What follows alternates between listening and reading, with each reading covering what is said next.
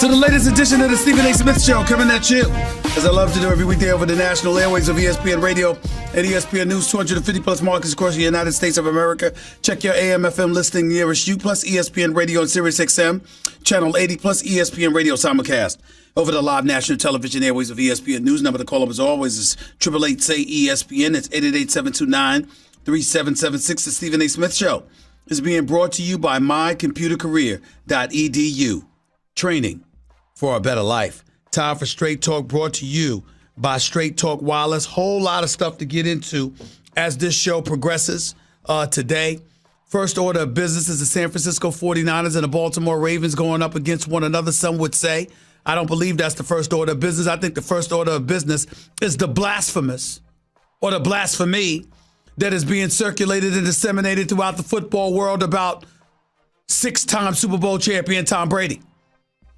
Obviously, when you look at the Houston Texans, they beat up on the New England Patriots last night. You could call it garbage time. You could call it whatever you want. The score clearly wasn't as close as it was as it may indicate per se. The Houston Texans ended up winning. I think it was about a score of 28-22. You look at what transpired yesterday in Houston, Texas, 28-22. Courtesy of Deshaun Watson and the crew doing what they do. Bill O'Brien, former assistant under Bill Belichick, his first victory over Bill Belichick. When you look at the Houston Texans right now, you have to say to yourself, this is a team that you got to watch out for. They're 8-4 on the year. Okay? They would be the number 3 seed in the postseason right now if the players were to begin, because you got them. You got the Ravens, obviously, as the number 1 seed now that New England lost. There's a lot of stuff to get into here. First order of business to get into. I think we need to be careful about writing Tom Brady's epitaph. The numbers doesn't tell the whole story. 24, 47, 326 yards, 3 touchdowns, an interception. It doesn't tell the whole story about Tom Brady. We all know that. But here's what I'm working with.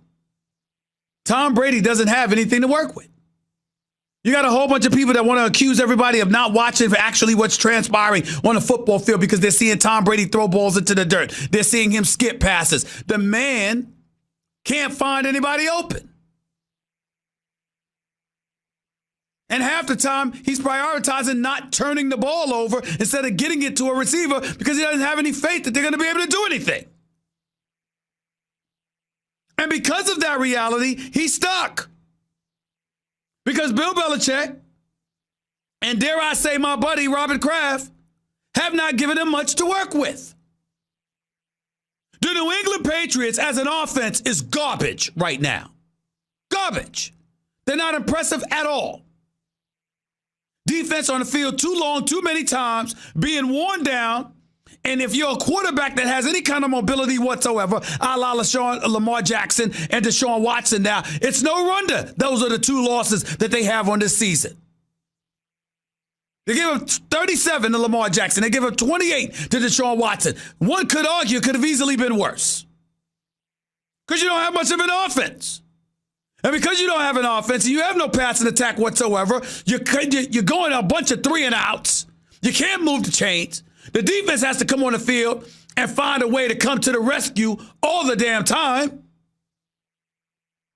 And as a result of that, you find yourself in a situation where you just ain't going to be able to get it done.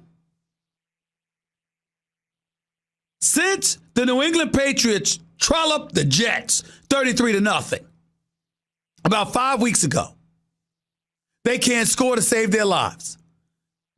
Tom Brady completing 60% of his passes would be a miracle because he hasn't done it in 4 of the last 5 games. He hasn't even completed more than 55% of his passes in 4 of the last 5 games. But I'm here to tell you right now, if you're watching what's going on, what does this man have to work with? I mean, is somebody going to say something? Yes, Julian Edelman is still there. He had 6 receptions for 106 yards. Who the hell is Jacoby Myers? I didn't say Jacoby and Myers. I said Jacoby Myers. Who is that? Matt Lacossi? A tight end? Rookie? Benjamin Watson, ain't he 38 years old? Mohamed Sanu, Philip Dorsett, clearly beyond their prime. N'Keal Harry, your first-round pick as a rookie. 1 target, no receptions, 0 yards. What is Tom Brady supposed to do? He's 42 years old. He's clearly beyond his prime, and we get all of that. But don't tell me if you gave the brother time and receivers had an ability to get open and create separation that he couldn't fling the football at them. What is he supposed to do? This notion that, you know what, he just stinks and he's no longer that time. No, he is no longer that Tom Brady. I get that. We're not blind. And we're not surprised because he's 42 years old. But if you want to insult the man and you want to sit up there and say he's done, could you at least have the decency to look at the receivers that he's working with? There is no Rob Gronkowski. There is no Josh Gordon. There is no Antonio Brown. Randy Moss ain't coming to walk through that door no more. I didn't even bring up guys like Troy Brown for crying out loud. I mean, you got to be kidding me. What does he have to work with? Which brings me to a very, very unpleasant conversation. My producer didn't know I was going to bring this up. Not that he needed to, because it's not like I need permission to say what the hell I want to say. But I need to say this, and it's incredibly important. I think the Patriots need to get Antonio Brown back in the Patriots uniform. Somebody's got to say it. I'm going to say it. Patriots need to go back and get Antonio Brown. Ladies and gentlemen, I want to be perfectly clear with what I'm about to say. John, you got the tape rolling because I don't want anybody misconstrued. JC, you got the tape rolling. I don't want anybody misquoting me. I don't mind at all being held accountable for what I say and what I mean. It's when people purposely misconstrue what I'm saying that pisses me off. So let me get this out of the way. If Antonio Brown is guilty of the sexual assault allegations that have been levied against him, he should be in jail. At the very least, banned from football. At least for the rest of this season and beyond, probably. If the NFL were to find a scintilla of truth to the allegations that have been levied against him, he shouldn't be allowed back in the league, period. Period. But absent of that, and strictly focusing on the sport of football, if the NFL is going to let him back in and they ain't going to have him on that commissioner's exempt list, and he's going to be allowed to play football again, I think the Patriots should bring Antonio Brown back. Not for Antonio Brown, for Tom Brady. Ladies and gentlemen, I ask y'all a simple question. And John, look at me when I'm talking to, because nobody's crueler than you. I mean, nobody cares less than John about people's feelings. Okay? Let's just call it what it is. This is my man, my brother, my producer extraordinaire, Jonathan Winthrop, proud new papa. You know, was just on leave for a while, him and his wonderful, lovely wife. You know, had a child, and congratulations to them. Jonathan's been out of work the last couple of weeks. He's back. Meaner than ever before. You know, if you ain't his family or loved one, hell with you. John is as pragmatic as they come. Look at me when I'm talking to you, John. Don't hide behind the computer. I'm talking about you. I'm talking about you. Show your face so I can see you. Okay, don't hide. This is the Jonathan Winthrop I know and love. You need an honest answer. You don't give a damn. Here's the reality. Even to you notorious haters out there, can't one concede that Tom Brady deserves something of our sympathy? 42 years old, clearly beyond his prime, but as far as I'm concerned, can still play if you give him some pieces. Could you give him something?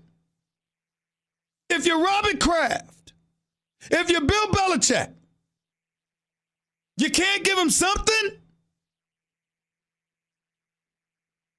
That's what this really comes down to, you know. Give him something. To send him out there with a bunch of receivers that can't get open, can't create separation, with a running game that can't possibly shine, devoid of those weapons on the outside, with a tight end or a slew of tight ends that are little to no factor at all.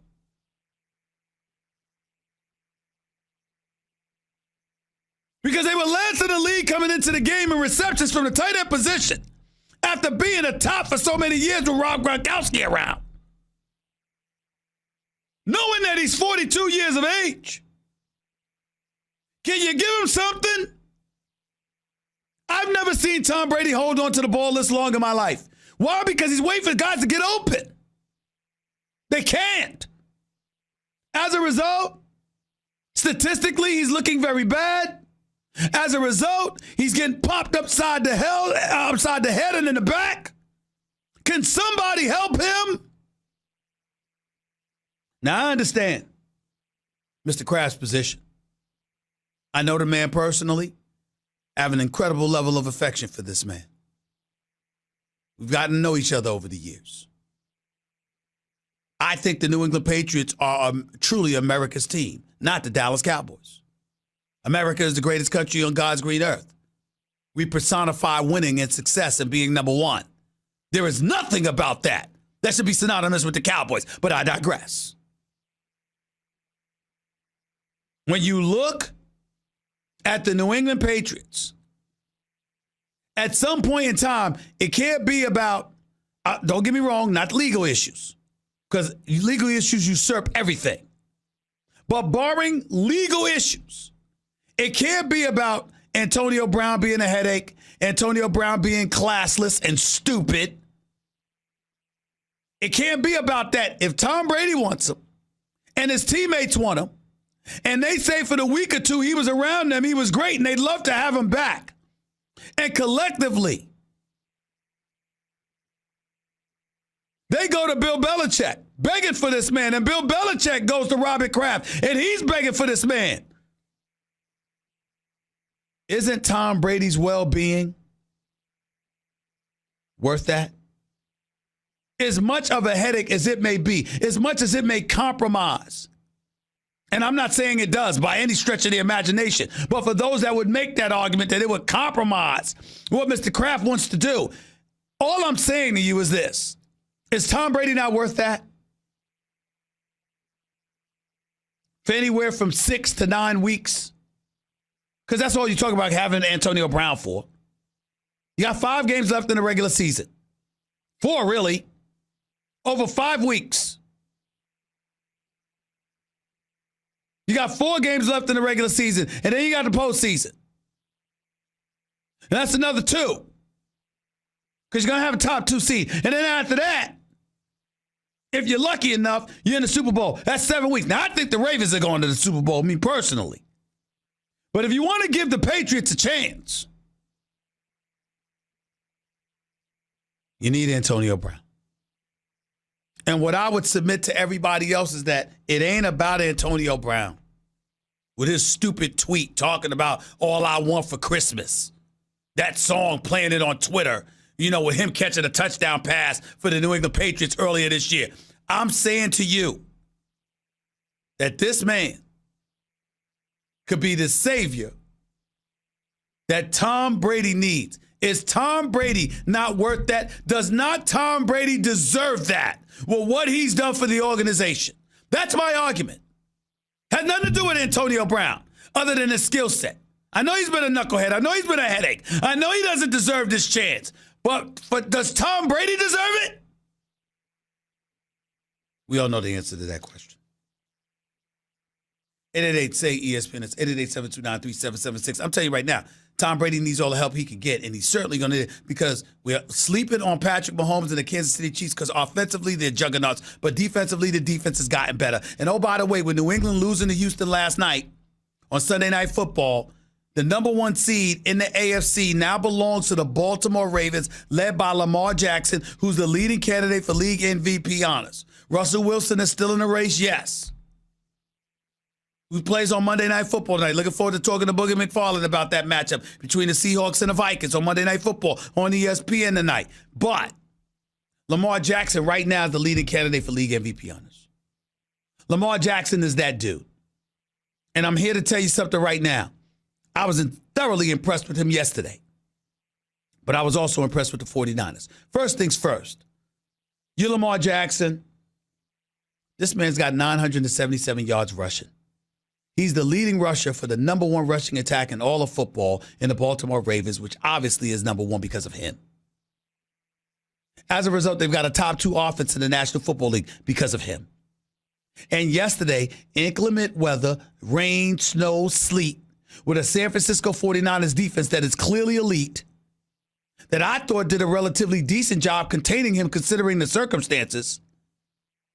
Look at that and then look at how he was still able to engage in ball control, moving the chains, resting his defense, and ultimately propelling the Baltimore Ravens to victory 20-17 on a field goal as time expired to win the game. I think he juked DeJuan Williams on that call, on that move. Shook him out his boots. Lamar Jackson is the real deal. He deserves our respect, and he has it. But the San Francisco 49ers are nothing to sneeze at. I would not be mad at all, ladies and gentlemen, if this was the rematch in the Super Bowl. I wouldn't be mad at all. Let me tell you something right now. When you look at the San Francisco 49ers, that defense came in there. They flew across the country, and to them, it was a 10 a.m. game because that's the biological clock they were on. It was a 10 a.m. game. They showed up. They defended. They helped neutralize Lamar Jackson to some degree. Still ran over 100 yards, but only threw for like 105 yards. When you look at what he brought to the table, what he had been bringing to the table, he dropped 30 on Seattle, dropped 37 on New England, dropped 49 on Cincinnati. Not that that's saying much, unless you're the Jets. Story for another minute. When you look at what they've been bringing to the table, dropped 45 on the Rams. When you look at what Lamar Jackson and that offense has been bringing to the table, you can't say enough about the defensive effort that San Francisco 49ers put forth. Now, again, this is inclement weather. So as a result of that, your running game was supposed to be compromised because Brady was out, but look at what Mostert did. Look at what he did. What did he rush for? He rushed for 146 yards on 19 carries. They rushed for 174 yards, averaging 6 yards a carry on the afternoon. You still got Sanders who can play. This kid, Deebo Samuels, is a baller. Kittle is unquestionably the second best tight end in football. Might be the best behind Travis Kelce. Second best behind Travis Kelce, giving Travis Kelce a run for his money to being the best. When I think about that and the play calling of Kyle Shanahan, to me, the only question mark is porn star Jimmy Garoppolo. And porn star is not a negative name, by the way. All I'm saying to you is that Jimmy Garoppolo, who passed for 165 yards, 15-21, managing the game, he can do that. They're 18-4 with him as a starter. Any team he's played for, New England and San Fran. I got to give credit where credit is due. Even though that catch, that touchdown by Samuel seemed to be lucky on Jimmy Garoppolo's part. More of a skill play by Samuel. But I'm just telling you, porn star Jimmy's the question mark. Nothing else. Not their defensive line, not their secondary, not the coaching on the defensive side of the ball, not the play calling on the offensive side of the ball, not their running game, and not their pass catchers. Jimmy Garoppolo's the question mark. It wouldn't surprise me at all if this were a rematch of the Super Bowl. Although I will say this, I don't think San Francisco will go to Seattle and win the NFC West crown. I think they better hope Seattle loses tonight, or they better hope they win the division outright, NFC West. Have home field advantage. They don't need to go to Lambeau Field, and they don't need to go to Seattle. Although, in inclement weather conditions, a running game and a defense can win for you. I like San Francisco a lot. I'm sold. on everything but Jimmy Garoppolo right now. Even though I know he can play, he's no scrub. He's worth the $72 million. But I've still got question marks about him. 888 say ESPN. It's 888-729-3776. By the way, let me take a moment to give some love to my brother, the head coach for the Pittsburgh Steelers, Mike Tomlin. Ladies and gentlemen, can you think of a better job that has been done? As much as I love the job that Kyle Shanahan has done this year, when I think about Mike Tomlin, without Big Ben Roethlisberger, without Le'Veon Bell, who's now a New York Jet, without Antonio Brown, who's now exiled, without Juju Smith-Schuster, his replacement, who's out with concussion and all of this stuff, without James Conner, Le'Veon Bell's replacement, who's also injured, with cats like James Washington, Lord knows who else they had on their offense. The Pittsburgh Steelers have won 6 of 7 after a 1-4 start. They are 7-5 on the season. They are the 6th. The players were the beginning of the day they'd be in as the last seed, the 6th seed in the AFC. There's nobody doing a better job than Mike Tomlin right now. Nobody. Oh, by the way, did I forget to mention a 4th-string quarterback? Don't give me 3rd string. That kid, Josh Dobbs, was traded to Jacksonville at the start of the season after losing out for some inexplicable reason to Mason Rudolph for the backup spot to Roethlisberger. So Roethlisberger's out. Mason Rudolph gets benched. Devlin Hodges comes in as a 4th string and beats the Cleveland Browns. Mike Tomlin's doing a hell of a job. Freddie Kitchens needs to go back to being a coordinator. He's not an executive, not yet. That's not to say he won't be someday, but he's not there yet. And Baker Mayfield, here's all y'all need to know. In October, he had more commercials than touchdown passes. As of yesterday's loss, he's got more commercials than wins. He's got 5 wins on the season. He's got 6 different commercials with Progressive. I would know. They sponsor the show. The difference is they win here. Baker Mayfield, he's got to get to that point. 888 say ESPN. It's 888-729-3776. You are listening live to the Stephen A. Smith Show, ESPN Radio, ESPN News. That was Straight Talk Wireless, everything for less, only at Walmart. By the way, worried about finding the perfect gift this holiday? We've got you covered, because when you give the gift of Peloton, you're giving a gift they're guaranteed to love. And there's no better time than now, because Peloton's best offer of the year is here. For a limited time only, get the Works accessories free when